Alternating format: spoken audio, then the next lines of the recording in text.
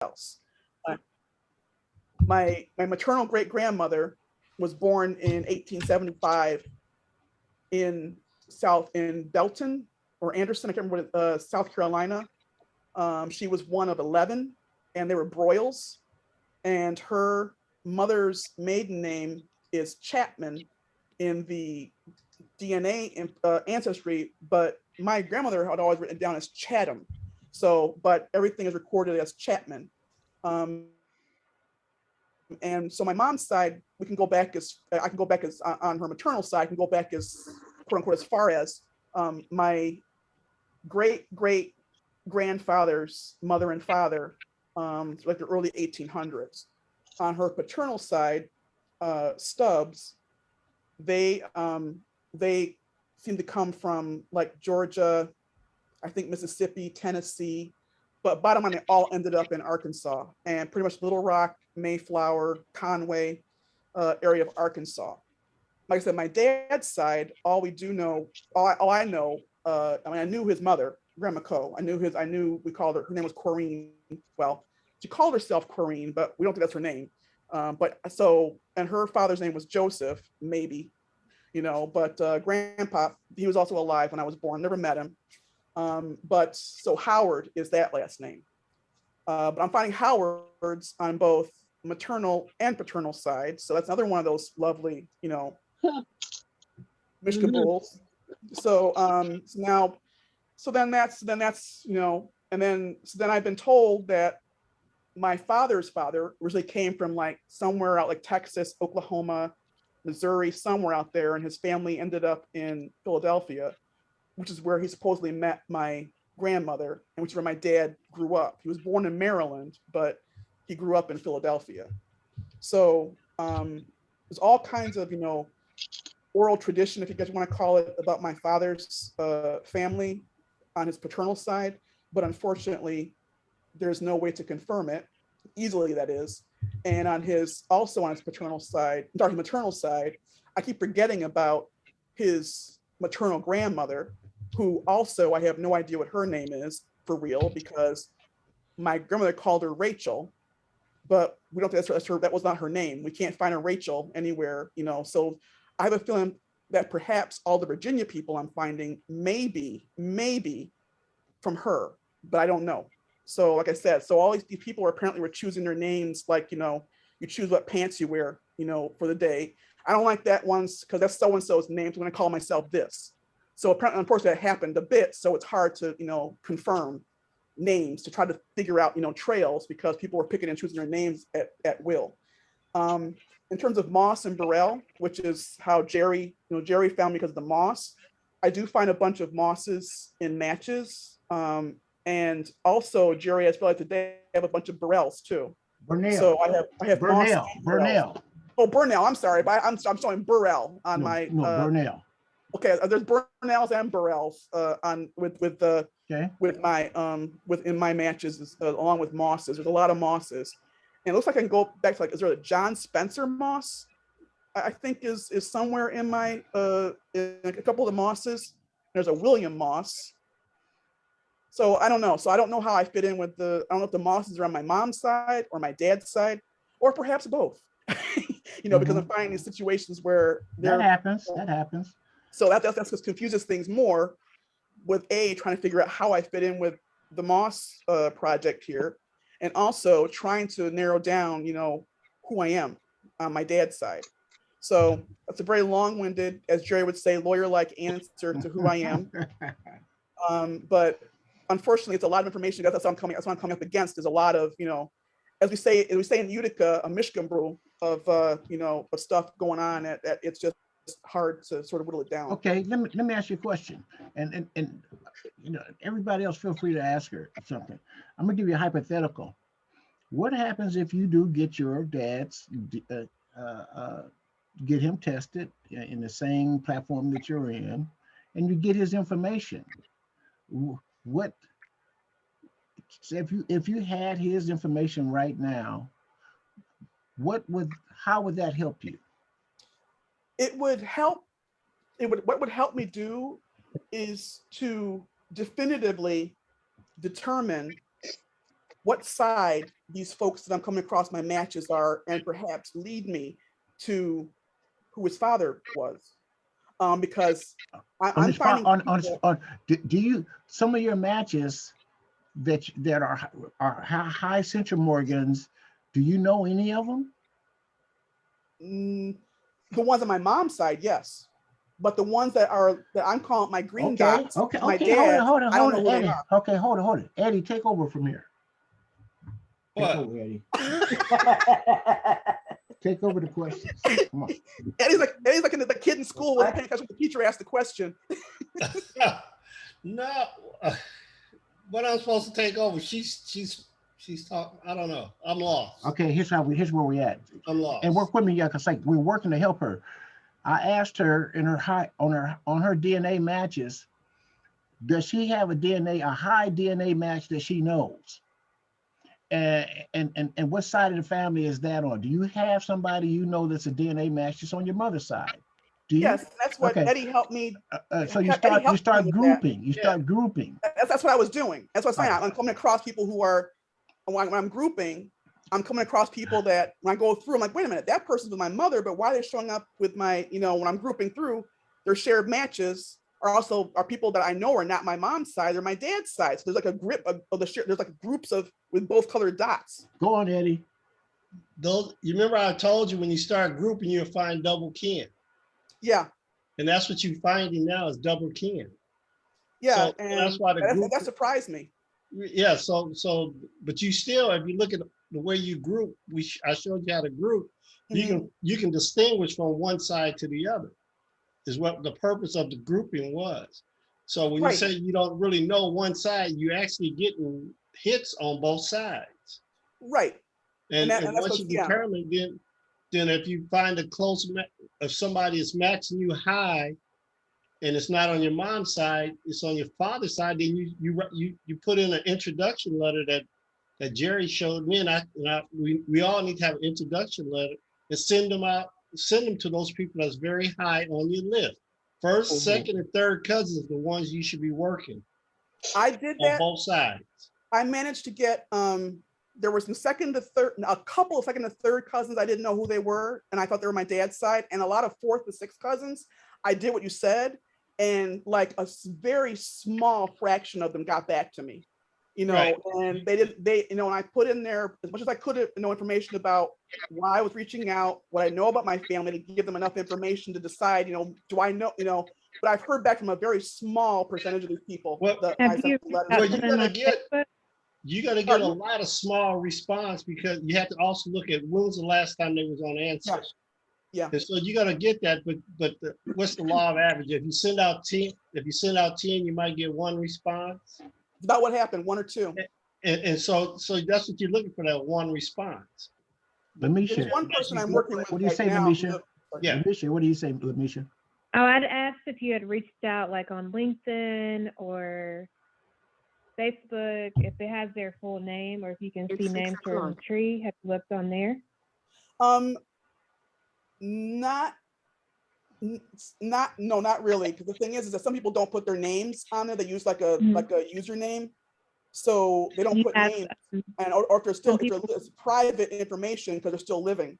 So I mean, for like people who are they try to figure out who, like if they're living, you're on Ancestry, it won't give you the information about their mother and father. They're still alive to be able to go backwards. So it's hard to figure out what their name is to figure out. You can go through Facebook or LinkedIn or what have you, Instagram, whatever have you. Still search by those usernames, because I find that some people just in general might use that at the beginning of an email address on another platform, or you can look in people's trees and like see if there's an obituary in there, because that's going to list who their family members are. And kind of, you can also, another way, if you can figure it out, you can build what's called like floating branches based on the information you have, where it's not necessarily connected to the people you DNA descend from, but you can like kind of build out a mock tree or mock branches of that person's tree based on clues, like just inferences you can make by what they have in their tree, if it's public or if their name is there. There's a lot of ways. Yeah, I just get into sensory overload. Mhm. This is to bring us like to like an analogous situation for my job. It's like, you know, you're Mhm. given a research project for, you know, find us some precedent, you know, case law that says blah, Mhm. blah, blah. You get going and you're like, oh, wait a minute. Then you get kind of find one thing that distracts you over to this place. And you're like, oh, well maybe, you know, you just keep doing this. And I guess it's Yeah. almost like I have ADHD when it comes to, you know, trying to home it in. It just makes it more difficult when there's like, you know, and some people have Yeah. treated like 2,000 people when you go on there and trying to figure out where you might fit in, you know, DNA wise. Sometimes I just want to throw my hands up and just go, okay, I need a break. This is I'm so 4 in the morning. Okay. So That makes sense. first, give yourself some grace, because when Ancestry, so I work in technology, so their technology is also meant to make you feel overwhelmed, and they didn't do a good job building that out. So give yourself the grace to know that they didn't make it easy. The second thing is just really looking at like research strategies, and thinking about like the methods that you're using. And I don't know if you make timelines for people, but really I think what Jerry and Eddie were just asking you, like, what's your goal? Like having a research goal. Because, you know, like our overall goal is like, I want to know every person that was ever in my family. But like, how do you start small? So like, what do you want to know about your father's side? Like, who was his grandparents? Like, have a research question so you know how to kind of qualify your matches. Okay, who's the best? Like, I guess in lawyer speak, like, what's the best evidence to support whatever case or whatever point I'm trying to put across, right? Like, are these people, I forgot the names, is R.C. Trotter the parent of whatever? And so then looking at like what kind of records and what kind of matches can support that versus like trying to figure out the whole entire massive thing. Another way you can do it is go into GEDmatch and see if they're search into those usernames and see if their emails are in that GEDmatch database as well. Like look at your matches and on GEDmatch and then see if their parts of their username are in the GEDmatch database. I guess the biggest battle I'm fighting is that I keep getting haunted, I guess you would say, by the thought that I'm not sure if my father's last name is Harris. So yeah, I carry that name because that's my name my father was given by his mother, but is that really his name? So that's why everything can be a rabbit hole for me, because I'm like, well, what if Harris is not his father's last name? What could it be? Could it be this? Could it be that? So, you know, I get distracted by that little voice in the back of my head saying, but what if his father's name wasn't really Harris? Because there's other than, yeah, that's on my dad's birth certificate, but the baby daddy wasn't around when, you know, when my father was born to confirm that is his father. So other than his mother telling him that, you know, without getting personal, what kind of relationship do you have with your father?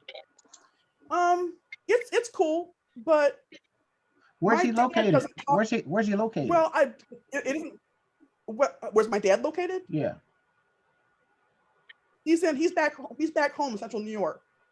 Do you know that but my father doesn't even know much about his family. He didn't pay attention a lot of times when people were talking. All right, so here's where I'm at. My dad didn't get along with his mom. Okay, here's where I'm at. You know, you have certain persuasions. Is there a family member that has a little bit more persuasion that could talk to him, that could to get him to spit in a tube if it was sitting right in front of him? I mean, do you have somebody else who can do that? They can ask him, please spit in this tube. That's all he has to do is spit in this tube. We can have a tube right at we can have a tube sit to him, to this person, and tell them, hey, would you walk up to him and have him spit in this tube? Who else besides you that has that kind of influence on your father that can have him do that? That's what my question is. Well, in actuality, Jerry, I am that person, you know, but I'm trying to do it without having to, you know, present my father with that, because he's at an age now to where I don't know if he's even that interested to where he would want to do that. I'm interested, but my father is going to be 80 years old in another couple of months. I don't know if he's interested. I am, but I'm not sure if he's interested. Have you ever asked him? Have you ever asked him? Not directly, but I told him actually, I'll tell you quite frankly, when you invited me to the group and I had that first, I looked at your first, one of the YouTube meetings, I showed my father, I said, Dad, I think I may have found some of your people. He just went, yeah, okay.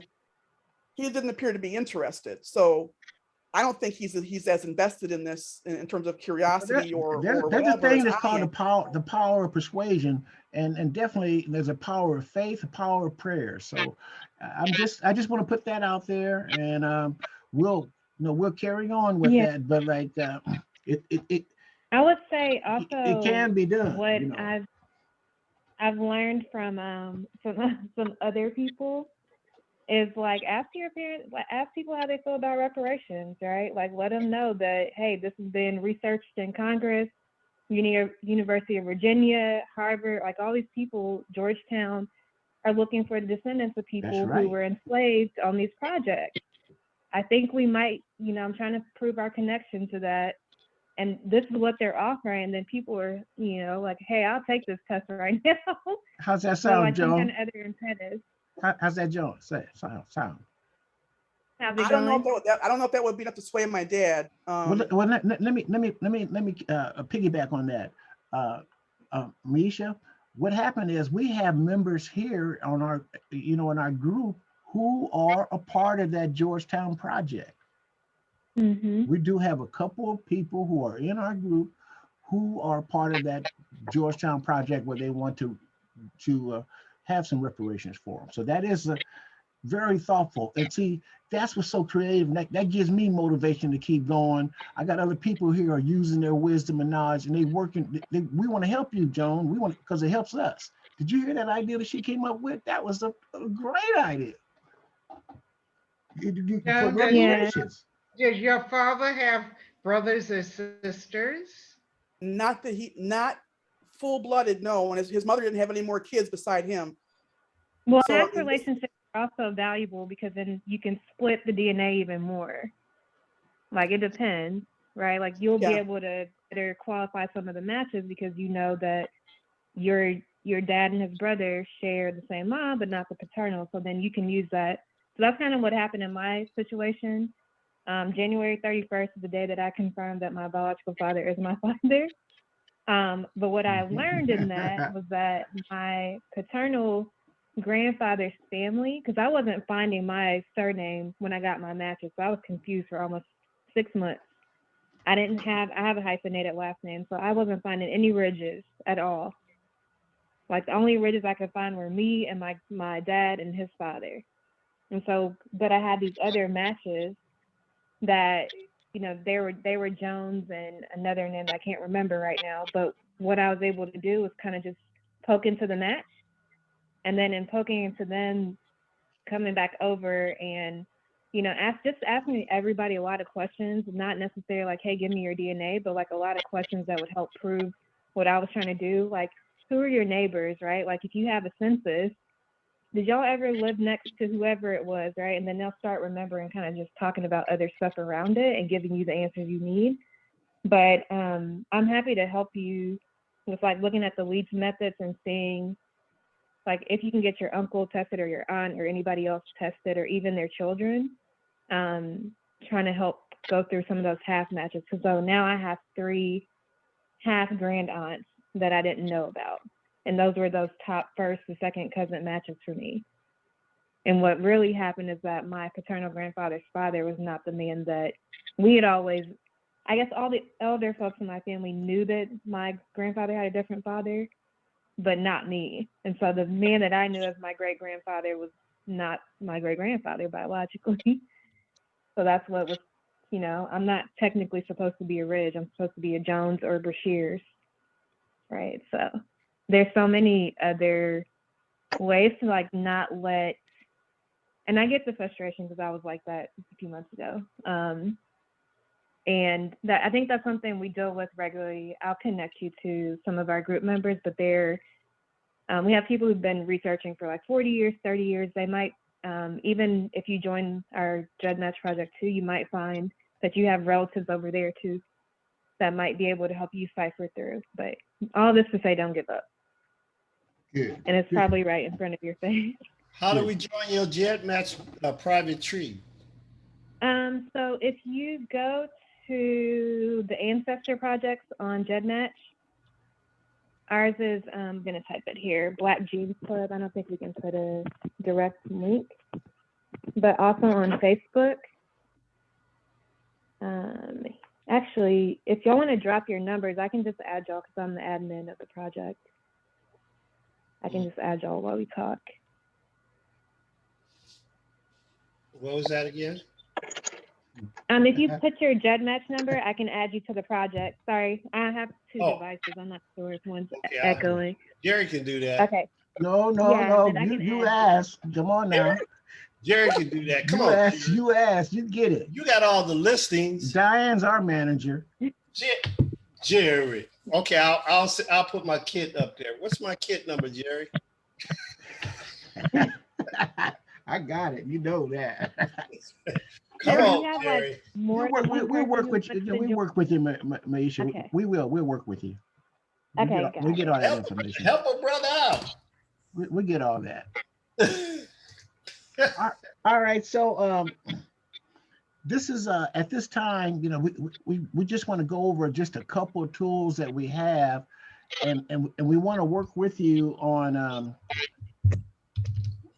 Eddie, we have to figure out how we can get some of our group to this program that we bought, this Family Tree Maker. We want to be able to put their trees in and help them and print out a genealogy chart of their families. I want to be able to open it up to people, and because I have it's called Family Tree Maker. I have that program, and Eddie has a Family Tree Maker, and it gives us a lot of information. You can manage your tree. You sync it with Family Tree Maker and Ancestry, and it can clean up your tree. I have a lot of duplicates in my tree, so I have a tree, but I'm telling you, it's got a lot of duplicates. But I have a lot of good information in it too. So I am now starting to clean it up some, and I have reports that I can get up with this Family Tree Maker. So would anybody be interested in having their family genealogy chart printed out for them in a PDF form? And if you do have a tree, I think you have to share that tree with us. Isn't that right, Eddie? Could you give it a demo? I'm pointing at Elizabeth because she knows I've helped her a lot, and Joan also. I'm sharing the screen. Y'all two hurt my heart. I knew I was working hard, and y'all wouldn't even. Eddie, the tree. The tree. The screen is open now. I'm sure you can share your screen with us. Okay. Well, in Family Tree Maker, just give us a little overview of the program, please. It's going to take a while for it to come up, so we don't have enough time. Okay. If I activate it, you got it. You can show it, and I can talk through your screen. Come on, Professor. Let me see here. But what it is that when I help someone, first thing I tell them, I will create a tree for that person, so I can use them in my in Family Tree Maker. That way we can put all the information in there, upload it, and then later on you start figuring out what side we related to, and we can actually connect the different trees together. You can actually merge all your trees. Now, if you do have a tree up on Ancestry, you can also download that tree and share it with other people. If you go into the tree settings and look at the bottom, it says export your tree. And you can export your tree into a format. It's called GED. Dot your name and GED, and you can share that with anybody that has a tree making software. Did y'all hear me? Oh, okay. I didn't know if y'all was listening to me. We heard you. We're enraptured, Eddie. Huh? We're enraptured. Oh,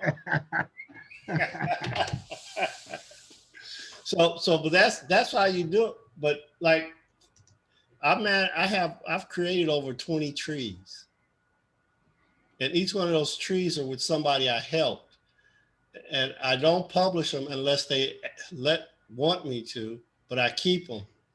So when you start researching, I can go to the tree and tell you exactly where. Then I can research and find information that you can't find.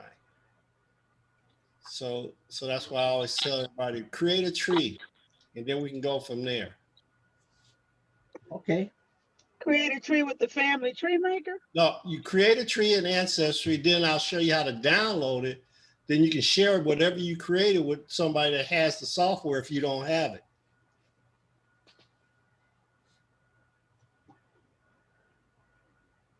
Okay. Okay, Eddie, I'm going to show them example of Family Tree Maker. Okay, I'm gonna follow up. I'm gonna share my screen with everybody and let's see how this works. Let me know if you see this. Do you see the Family Tree Maker?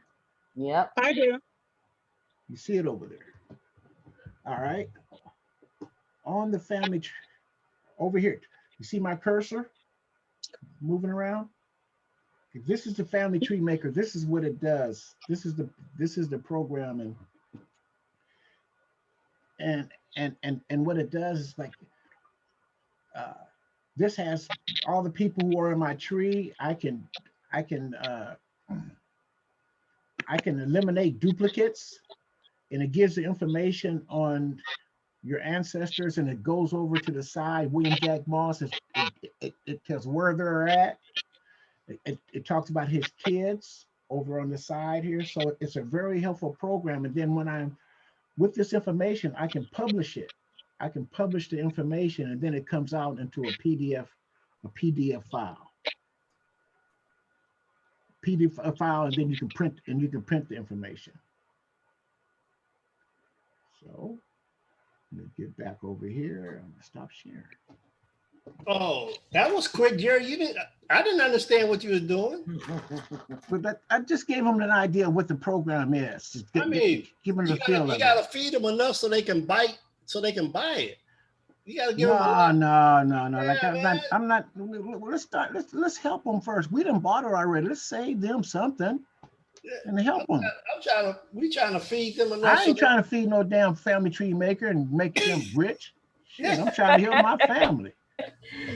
I bought that family tree maker, but I haven't done anything with it. You know what I'm talking about, huh, Faye? Yeah, I looked at it, I said, well, I'll do that another day. Yeah, I know. We've been working with it though. It's been very, very helpful tool. I've been working it for 15 years. Wow.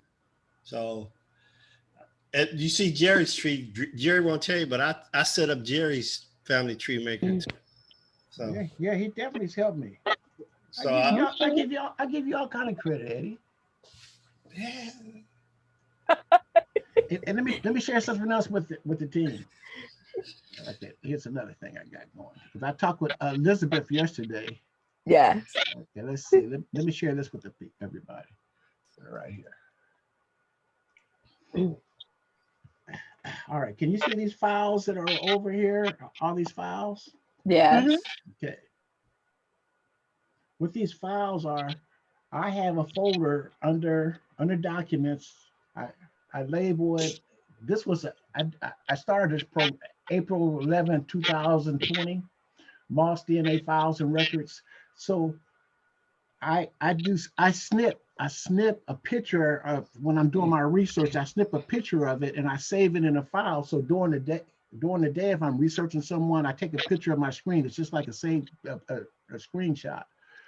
And so on this, here's all the information, and I do it by dates: June, July, April. And I want to share one thing with you. This is the results of. So these programs, these are my files, and I want to be able to show you the pedigree one. Right. This is what Family Tree Maker what affords you. as you see, here's a little, I was doing research on her, so there she is, May 13th, and her and me, how we match. There's a picture of her, so that's when I used hers. And what happens is I'm able to use the snipping tool, and then I have all my information, and it's right in front of me, so I can send these documents to different people at different times. So that's how I keep track of my information. I keep track with it with my logbook. I have a logbook, and I also keep track of with all my research on the computer right here. So I wanted to show you that.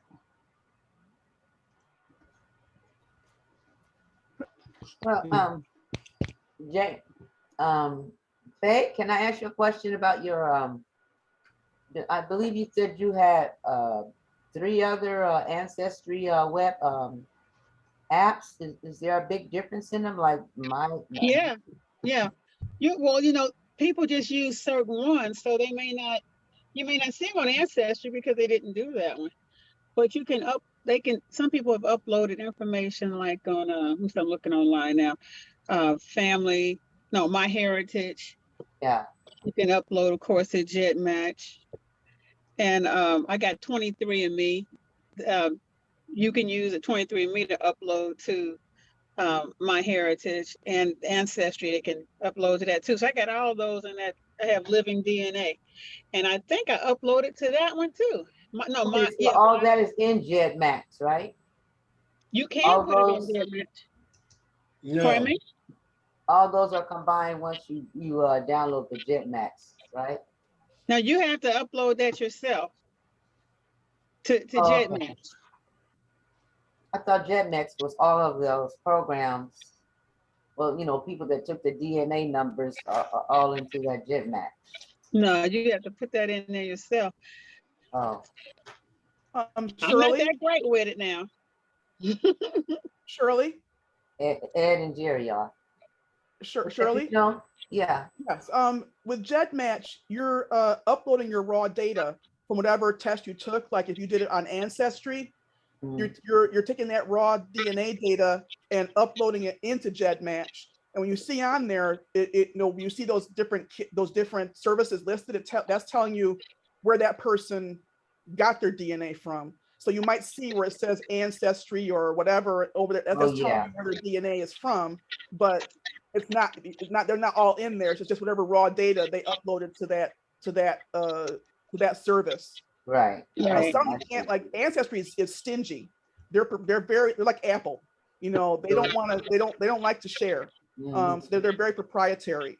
But then Living DNA just is you can't upload their DNA to anybody else because whatever they use is not compatible with other services. So Living DNA, I can only use it for Living DNA or GEDmatch. So there's that issue too. But bottom line is that with you have to upload your raw DNA data to whatever the site or service is, and only for that service.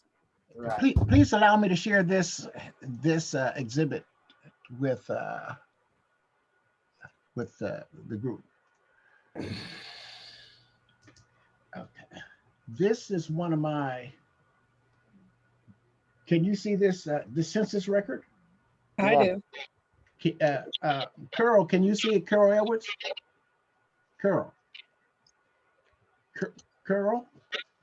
Let me see. Yes, sorry, I had to unmute. But yes, I can see it. Okay, we talked about that Aunt Ethel. That's my great aunt. Here's where it's at in the census. This is the 1910 census. Della and David and Etta Moss. Here it is right here. At this time, our great grandmother Della, she was the head at that time, and her son was the oldest was Lewis, and he's 9 years old. And here's Etta right there. The daughter, she's at 7. Avery, Daisy, and here's my grandfather David. He was 3 years old at that time in Arkansas. So this is the family right here. There they are. That's a family. And so Yes. I have relatives that match in my DNAs now that match this family. And so that's the Etta, and that's what I tell you, and that's her brother. That's my grandfather. I wanted to show you that. Yes, that's great. Nice. Now that record was a census record, In 1900. 1900 or 1910? It's 1910. Let me see it right here. Where's it at? Taylor, yeah, 1910. Because David is 3 years old. This is 1900. David is, which one is this census record? It is, how old is my grandfather? He's 3 years old. That's 1900. 1900. Okay. Right. Yeah, that's what it is. So, Hey, Jerry. Sorry. yes, Sorry. go ahead. On that jet match project, what are we supposed to click so we see who all we matched based on, what do you call those things, centimorgans or something? Because I'd done a DNA test for my niece, and all I keep seeing on everybody that matches is her. Well, I know I match her, she's my niece. I don't see all the other people, so I don't know what is it I'm not putting in here right where it says for the segment analysis. Well, the first thing that once on the J match, once you get your J match kit number, if you double click on your kit number, it'll show you all the people you're related to, and it'll have all kinds of people from the different platforms. Well, I mean, as far as this project, are we supposed to be able to find something? No, the More? project is different. Yeah, go right ahead. Go ahead. Here, I'll screen share 1 second. Let me find my screen. 1 minute. Okay, here we go. Let me know. Can y'all see it? Yeah. Yeah. Okay, so when you log into GEDmatch, 1 second, let me minimize this. Okay, so when you log into GEDmatch, this is the new version. If you click on free tools, and you click on Ancestor Project. Mm-hmm. You can see, you ignore the top part because that's for admin. So then you will see whichever project you're a part of. And then you'll put the kit number that you want to run. So for me, it's this one. And so at 7 centimorgans, I will get, so you just scroll down and hit submit. And then it'll give you who you match with, but you can also drop the number to about 5 too to see some of the lower matches as well. But so I wouldn't go any lower. So just the lower segment, is that the one we only want? 1 second. Do you want to share your screen and we can help you? I don't know how to do that one. Well, I'm on my computer, so can you? I'm on the phone and the computer. Well, let's hold it for a second here. This is something that at a time going forward, we're exchanging numbers, and then you'll be able to show her on a one-to-one basis, because she's not Faye's not really ready for it to get into all of those details. But we will be able to help you get that information, Faye. We will answer that question. Okay? Okay. All right, we'll give you the examples. But just to keep things flowing, and ask those questions, we write them down, and then we assign them to the person that can answer it. And that's what's so awesome about our team. Everybody helps. I have a very basic question. And this is not specific to me, this is just in general. We're talking about 5th to 8th, distance of relation, but my question is, what is considered a significant amount of centimorgans to make that match someone, quote unquote, interesting to look at?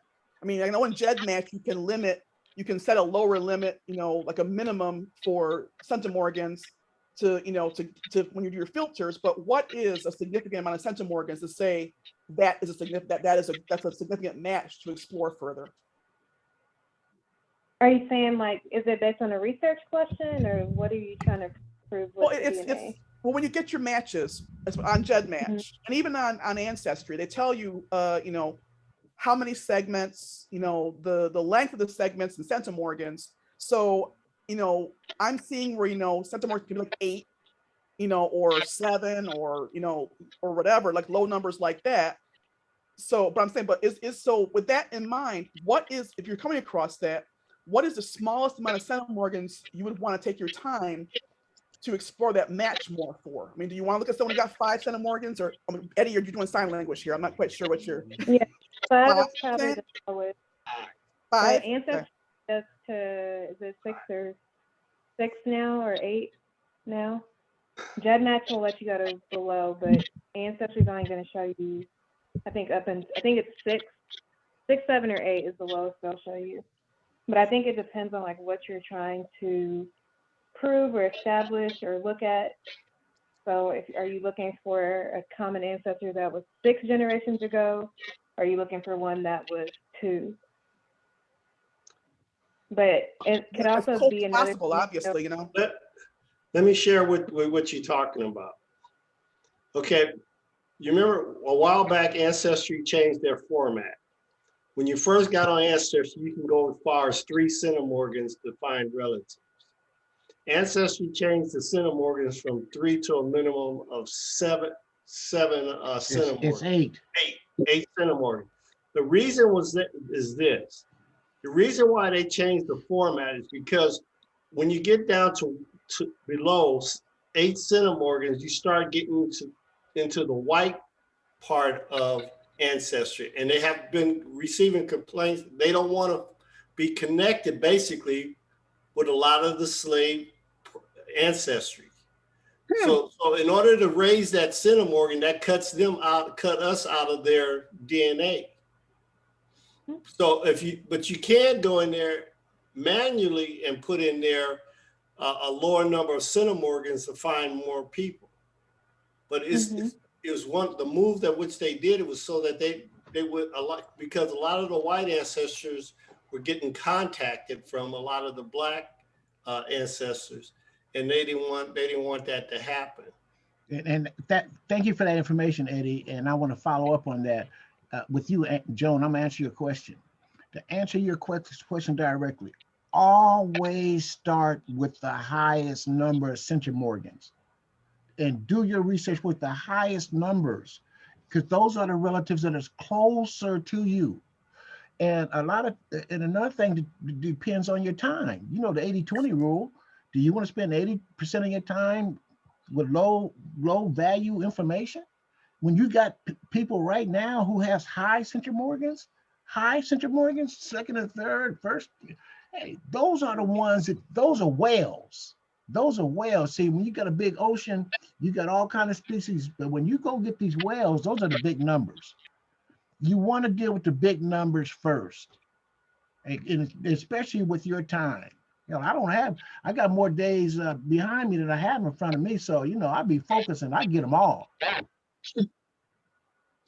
Yeah, the other thing I would add is if you are interested in like connecting with like living descendants who share an African ancestor with you, you can use those lower marks, the lower centimorgans, to find living relatives that are 100% African. They might be, their parents might, for my case, I connected with someone because they're said 100% all Africans, but came to find out their parents were from Barbados and Jamaica, but he grew up in the UK.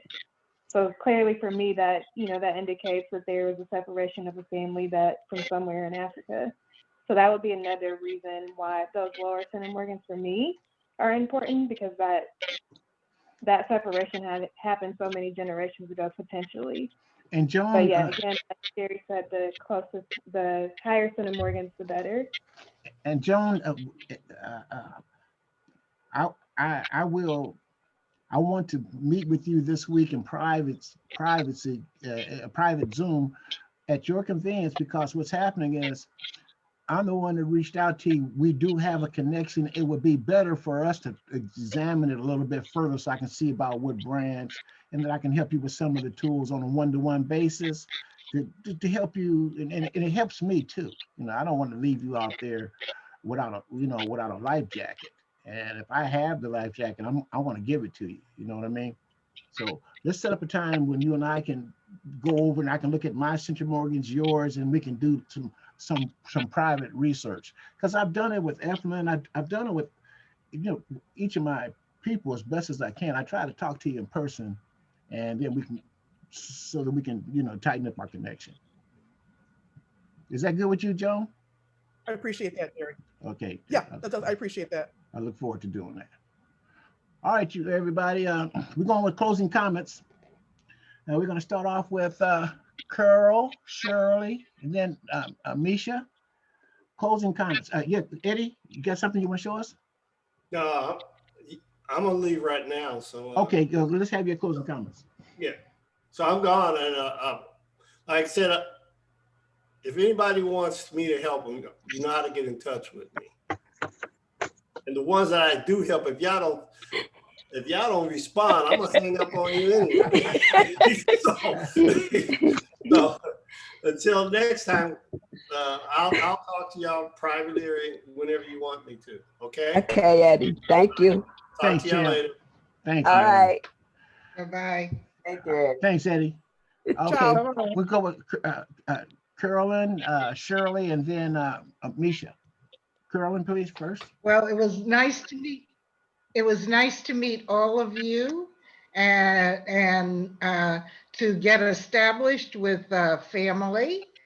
And it's been in my grandnephew who's been the active researcher for Faye and myself. So when we have the opportunity, we'll share this information with him and see if he would like to be sharing some of the tools that he's used in his research, and you can share some of the tools that you're using with him. And that might be a very productive addition to the group, even though most of his connection with the Mosses is a little bit more distant. But he's our active family researcher. I have a request. I have a request for you. So I will hope to join you in the future. And thank you very much, Jerry, for keeping me in the loop and inviting me to be a part of this event today. Hey, cousin, I have a task for you. Cousin. Yes. Would you please coordinate and get this young nephew, Faye, yourself, and get a timeline, get his email address and a telephone number, and let's set up a private meeting where we all can meet. But I appreciate if you would coordinate that and then get back with me when you have that information, a time and a date, vice versa, and then I'll set up a private Zoom meeting. That's your task. And please do it by the end of the week. Okay. All right, cuz. All right. Thank you. I love you. Okay, Shirley. Love you too. Thanks, Carol. Oh, I just love this Zoom meeting thing because that's how we got to meet. We met. Jerry gave us a little private some lessons through the Zoom, and I learned that it gave me more. It caught my interest more than it ever has because the way he explained things to us about the ancestry and the GenMax and stuff like that. And again, that was like our first private meeting. But I just love these Zoom meetings, and I even got to watch. I watched the one you had last Saturday too, or the last meeting you had. But I watched it on YouTube. because I couldn't make it. But Mm-hmm. other than that, I just can't wait for my DNA back so I can, put my little vaccine and all that stuff, and I'll get more. I'm not on it as much as I would like. I know I would like to be, but I feel like I will even have more interest in it when I have some more. I'm able to research more than just put my tree in, because years ago that I believe it's My Heritage. That My Heritage website, I think that was probably the first one I did, and I just got so frustrated. I didn't even know about the DNA, taking the DNA thing. It was just a lot, and I did not know how to maneuver it. So I just canceled it out up until this year when we met Jerry. So I'm learning something. I sure enjoyed Carol and Faye. I enjoy everybody when we get on here because I learn something new, and it gives me more incentive to keep going, because they had lost so much interest in it. So thanks everybody. I really enjoyed this Zoom meeting. Thank you. Thank you for your participation. Appreciate everybody. It makes a difference. It makes a difference, your presence. All the difference in the world.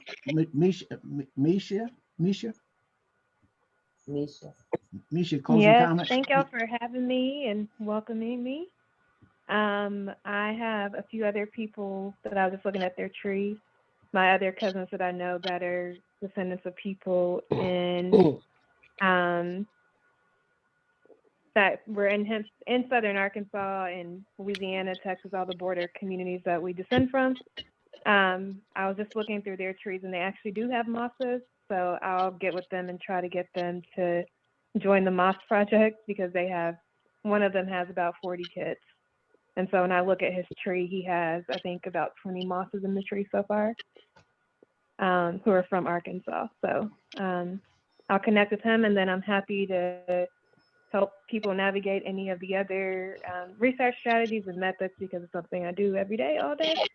And again, we have a community of active researchers from around the U.S. who are Black family historians and genealogists, and host virtual events and workshops and strategy sessions about 3 to 5 times a week. So if that's something y'all are interested in connecting with, y'all can feel free to join that, and I'll give Jerry the information. So thank y'all for having me. Thank you. And if I don't extend my my bounds, I want to give you the most valuable player award for today. Would y'all agree with her? She's the most valuable player today. Yes. Yeah. All right. Yes, you are. Okay, Joan, and then Faye, please. I will keep it brief. Surprise, surprise. I take up so much people's time tonight with my blathering. So I just want to say in closing, thank you again, all. This is I think my 3rd meeting, and first and foremost, everyone's a pleasure to speak with and see your smiling, wonderful faces, and get new ones every week. And I appreciate help and advice and input from everybody. And I appreciate it. And I just want to say thank you, and I hope to keep going and be involved in these, and to not only help me get information, but also to get to know more people across the country. So, and to realize that somehow we're tied together one way or another, and that's awesome, because like I said, as one side of my family, I just don't know. So at least I know you guys are my family somehow. So yeah, the more the merrier. Absolutely. Okay. Thank you very much. Faye, closing comments, Faye? It was good to be back on with you all, and for the cousin that's in DC, holla. Send me your email address or something, and I'll see if I can catch you on my way when I get up there to DC. Just quick, Jerry, one thing. You mentioned about the Georgetown project. I just want to let you know the funny thing that happened. Turns out that I matched with Fran's husband, Fran Haywood. Yeah, Francis. Yeah. Francis. I am I am, her husband is a DNA match to me somehow, because so that was kind of interesting, I thought. And she and I spoke a couple weeks ago, and she forwarded his tree to me to take a look at. And so that was kind of interesting that I didn't match with her, but I ended up matching with her husband. Which is cool. See, that's what we're talking about. That's the synergy. We're in the same area, and we're connected. We're relatives, and so we're using these tools, and we're not using them to harm. We're using them to build. And for you to mention her name, like Francis, that's my cousin on my my grandmother's side. That's my father's mother's family, the Brunels, and that's where Evelyn, she's connected with the Brunels. And so when you share information like that, you see we take time to work with each other. Thank you for sharing that information. Elizabeth, and then Evelyn. Elizabeth, closing comments. Once again, I enjoyed this meeting, and it's given me more of an opportunity to hear more stories and learn more people that have been involved in this for 20, 30, 40 plus years. When I got on, I didn't think I was the only one, but I didn't realize it had been going on for so long. So, but I'm looking forward to learning more and getting all the catching. I'm going fishing, even though I'm not going fishing literally. I'm fishing. I'm going whale hunting. Yeah, I heard that. You sure are. It's pretty cool, isn't it? Yeah. Evelyn? It is. It is. Evelyn, and please. let me just mention this. Yeah. Let me mention Maisha. I ran our Jet Match numbers, and we have a connection. I don't know if do you know Jerome Dixon? I don't. Maisha? Yeah, it shows a match between you and I. It's quite a few on here, but yeah, this is where I get confused. That these are names I've never heard of, but but hey, we're connected somewhere. We'll figure it out. Yeah, I'll take a look at it. Can you put your email address so I can make sure? I think I have it on Jet Match just in case, and then I'll look to see what I see and see if I can figure some people out too. Okay. All right. Thank you. And for me to sit here, on my mountain, and to oversee and looking at all the growth, I've had meetings and I've talked to different group members, and now look at the progress. Elizabeth, she says, "Oh, I checked my DNA." You're moving. You're getting technically savvy. You're moving. You're talking, and we're exchanging information. That is awesome. That's what the purpose is. My time isn't wasted. It's invested. Thanks, Elizabeth. Evelyn, closing comments, cuz. Amen. Evelyn, closing comments. Yeah, as always, I am happy to be here, and I'm happy to meet other new people, and I appreciate all the info. And my Isha, is that how you say her name? Isha. I did at least two of the numbers that you put in. Nisha. Yes. Nisha. Yeah, I did two of the numbers you put in. EB 3248460, and I probably matched with 1, 2, 3, 4, 5, 6, 7, 8, 9, 10 people. That's me. And your RU 6514748, I matched with 4 people. And Nick W, I haven't met him. I've talked to him out of Detroit, but my son has met him. And he's a really nice guy, but he said, he shows where I matched on my mother's side. But like I told him, that can't be true, because the person that he said we matched with, my mother's dad adopted this girl. So yes, there's a Nwaller 50 at yahoo.com. His Jet Match is GB 5226415. If you want to check him out. Yes. And I don't know that I have your Jet Match, so I think you have my email. No, I don't, but my Jet Match A 635-985. Okay, so A6595. A635 Uh-huh. 985. Okay, got it. All right, let me put in my notes. I know we're trying to wrap up, but I put it over here.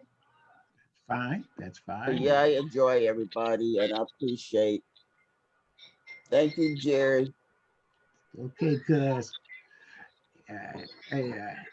this, you know, it's pretty emotional to see, you know, to see your faces and we're safe, you know, vicariously. You know, I'm right at the, we're in the same room, but we're using the technology. You know, we're taking the time to invest in each other, and so we got plenty of treasures. So Right. I'll be converting these meetings, and I'll have them up on YouTube within the next day or so. And we'll, until we meet again in a couple of weeks, it's all good. It's all God. Peace. All the time. Hi, everybody. Here, everyone. Take care. Take care. Night, thank y'all. Good night. Bye-bye. Bye, everybody. Bye-bye. Mhm.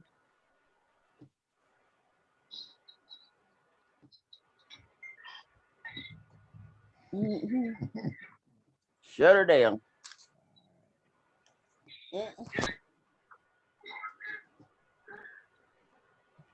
Amazing meeting. Hey, Deborah, I'm through. I'm gonna go ahead and cook me some fish. I am too. I'm gonna cook me some fish too. I said I'm through with